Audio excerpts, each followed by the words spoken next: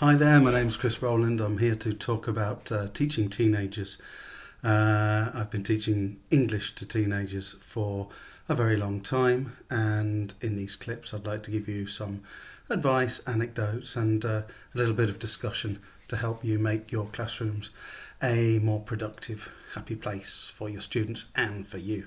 In this clip I'd like to continue talking about pre-class anxiety and also how to share out our teacher attention a little bit.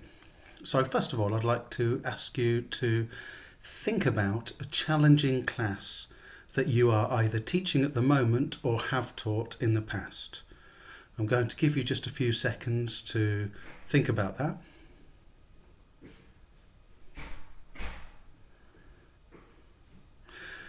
Now, I'm guessing possibly that what happened when you started thinking about a challenging class was that the faces of one or two of the bigger personalities sprang to mind, that you visualised, you saw the faces of a couple of those students. And I think this is generally what happens.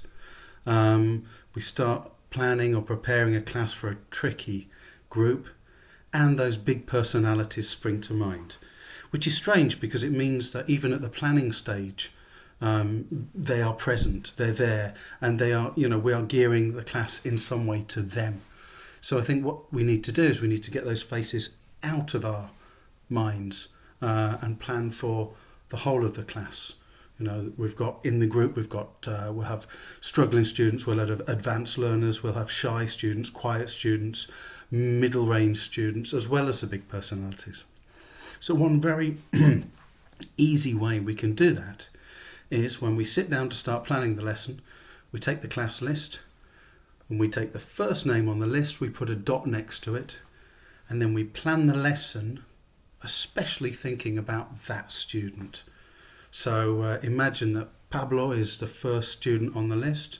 We put a dot next to Pablo's name and then we plan the lesson for Pablo. It's Pablo's day. We plan a lesson for a student of his level, aptitude, for his learner profile. And in the lesson, we try to make 2 or 3 minutes to actually speak to Pablo himself.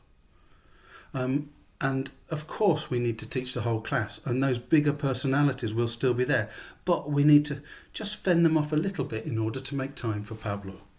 And then the next lesson, we put a dot next to the next student's name on the list, and we think about them as we plan the lesson. You can do this without telling your students, or you can actually let them know, and I have done from time to time.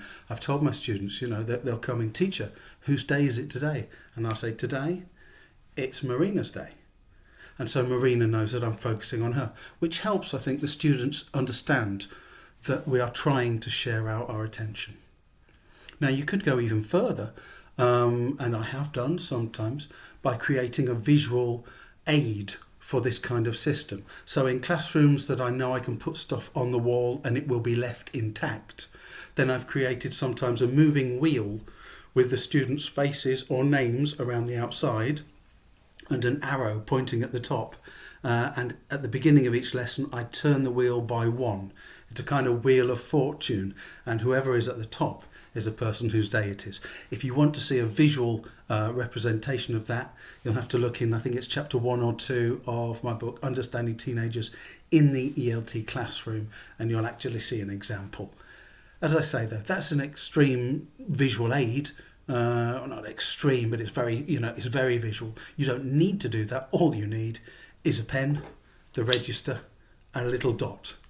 And I think that will go quite a long way to helping you share out your teacher attention and make sure that all your students know that they matter, whatever their student profile or their personality type, however loud or meek and mild they happen to be.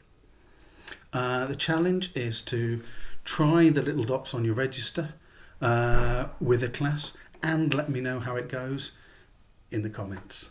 Thank you, Strength and Energy. See you next time.